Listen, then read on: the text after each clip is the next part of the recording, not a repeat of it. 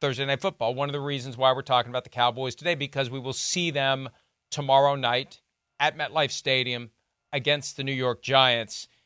And the reality is the Cowboys, for their postseason struggles, they do plenty of things right, including beating the Giants 13 of the last 14 times. Here's Jason Pinnock, Giants safety, on the Cowboys' recent domination against their NFC East rivals.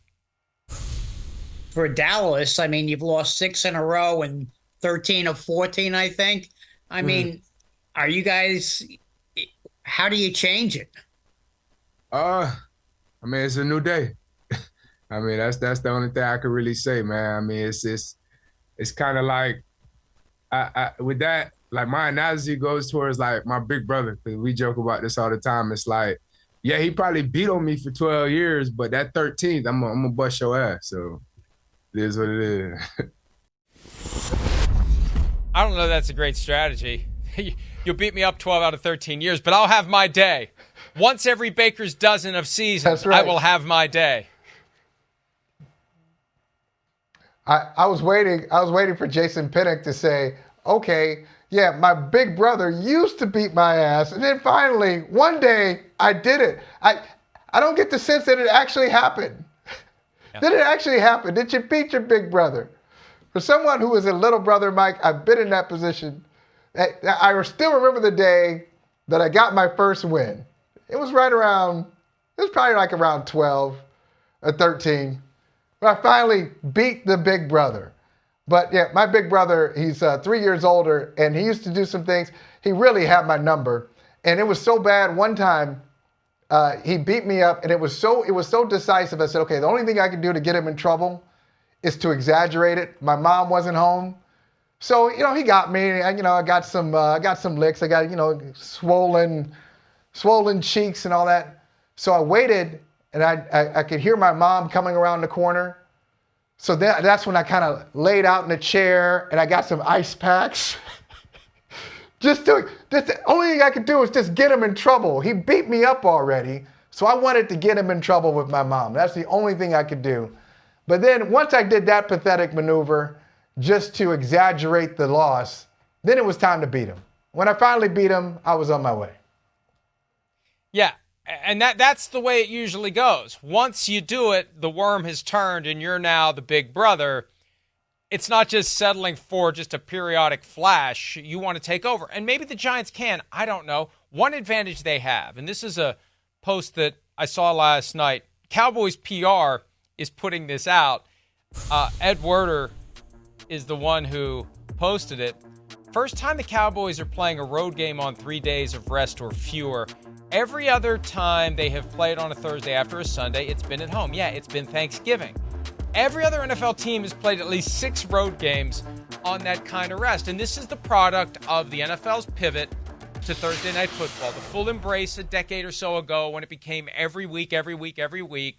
The Cowboys always play their short week game at home on Thanksgiving. Now that the NFL, and this started last year, will tell teams more than once, and we've seen several teams with 2 this year, you're going to go Sunday, you're going to go Thursday.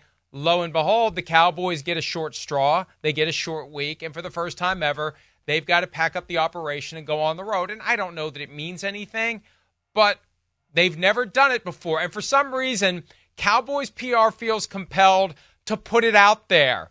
Like, let's build in the excuse for little brother to kick our ass ahead of time. They're making us do something we've never, ever, ever had to do. Yeah, I don't know if that's going to be a factor, though. I don't know if that, like Cowboys PR, I know why they're doing it, and I think we look at this the same way. It does seem like a preemptive strike. Hey, wait a minute, everything was backed against us. It's a short week. We got to go on the road. Let's not read into this result. But the factor, this really comes down to which team is going to save its season. I really do. I think this game, the loser of this game it's cooked. I do. I think the season, any playoff hopes, not that people are talking about the Giants as a playoff team, but I think playoff hopes are gone for the loser of this team. And I think that the coach who loses this game, watch out. Watch out. There's a chance that that coach won't make it through the season, won't even make it to November. And really, whether that's Brian Daboll, Mike McCarthy, like one of these guys, they have to know it. Even though you'll ask them in a press conference and they'll say, we're just focused on this game, they have to know what's at stake here. This game, only in September, but I think it has those kinds of stakes.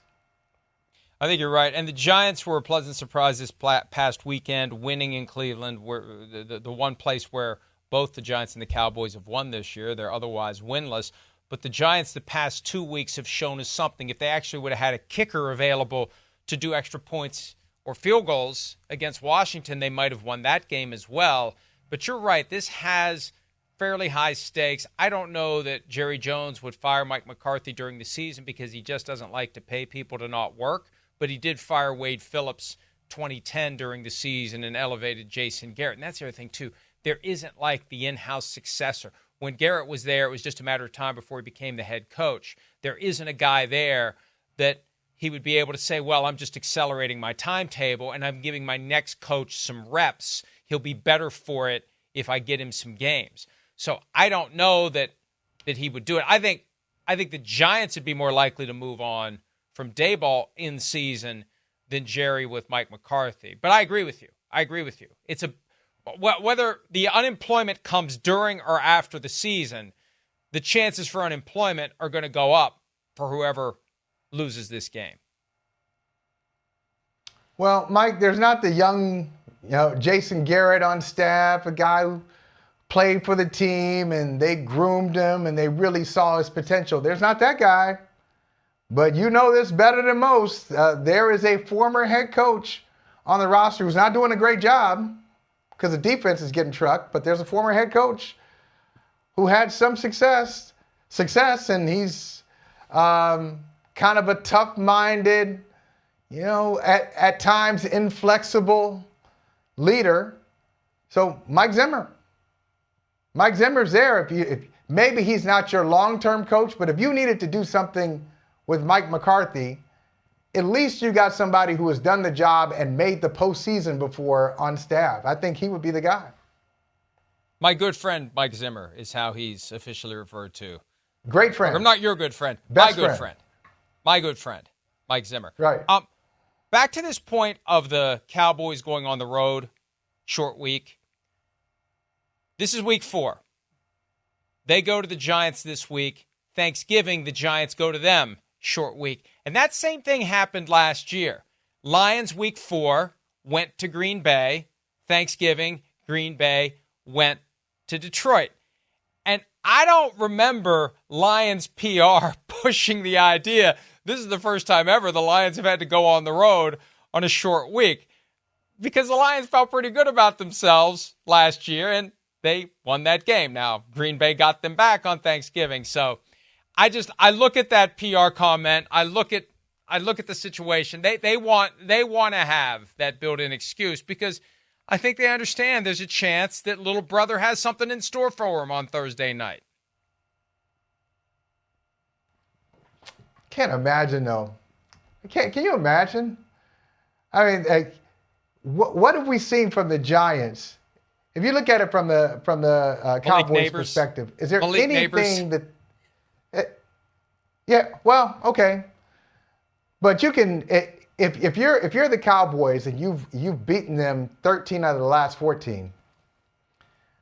Malik Neighbors is dynamic, but in the last 14 games, you've seen some pretty good receivers, not Neighbors, but you also saw the great Saquon Barkley. You've seen Barkley have some great moments for the Giants, and it still wasn't enough.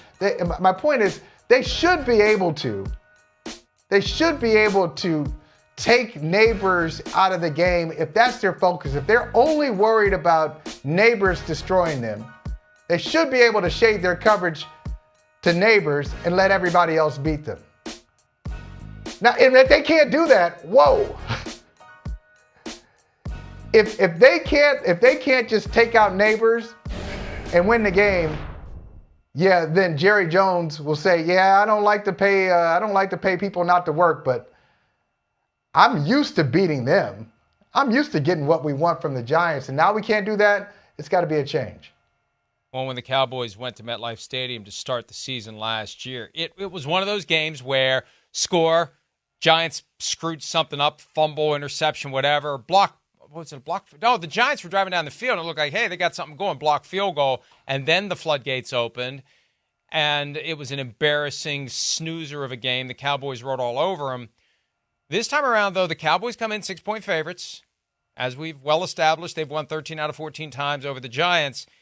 And the Giants are underdogs for the 19th straight time. That is a franchise record. In their 100th season, wow, something of which they are very proud, something that might be the only thing of which they can be proud all year long other than their decision to get Malik Neighbors. 19 straight games where they are the underdog. Oh, that is, I mean, that's almost, man, that's hard to believe, isn't it? Like 19 straight games. And so that's why I say, even though it's September, this is a must-win for both teams. And I usually don't use that phrase, but it is, because if you're the owner of the team, 19 straight games where you're the underdog suggests that your fans are starting to feel hopeless. Your fans are angry and hopeless. And so if you lose the game, again, you're an underdog, you lose, you're 1-3. You don't have anything outside of Malik Neighbors. If Daniel Jones reverts, then from an ownership perspective, you got to do what you've done a lot in the last 10 years. You got to think about changing the head coach. And I know Brian Daboll knows that. There's no question. That's got to be on his mind. I think that streak is going to get past 20 and then some. Next week, they're at Seattle. They will be underdogs there. Week 6, they have the Bengals coming to town for Sunday Night Football. Now, the Bengals should be favored, but if the Bengals are winless, will they be favored? And wouldn't that be the ultimate salt in the wound for the Giants? The Bengals, if they're winless, would still be favored. They have Carolina this week, though. I think the Bengals won't be winless. Then it's the Eagles and Saquon Barkley coming to town. Then it's at Pittsburgh. Then it's Washington, who suddenly has something with Jaden Daniels. It won't be until Week 10 at Carolina, and it's not at Carolina, it's going to be in Germany, that I think the Giants will end this streak of games in which they're underdogs. And then the streak ender, what's your prediction? 2-point favorites? Because you can't give them the automatic 3, because they're not really at home. So what do you give them? 2.5? 2? It'll probably be in that range of 2.5 or 3. Now there's still a lot of football to be played between now and then, and I'm looking at Week 11 bye week. That at Panthers in Germany could be the Daboll swan song if he makes it that long. Because that's always the best moment to transition. You have extra time to get your ducks in a row and get the interim coach up to speed, give him half of a chance. So we'll see. But this schedule coming up does not look promising for the New York Giants. And we'll get a good look at them on Thursday night, and we'll see them again on October 13 on Sunday Night Football, NBC and Peacock against the Bengals. And it may be well on its way to a real problem if they don't win tomorrow night. If they don't take advantage of the fact that the Cowboys are going on the road on a short week for the first time in franchise history and parlay that into a victory, it could be a long season for the Giants, notwithstanding the fact that they won in Cleveland this past Sunday.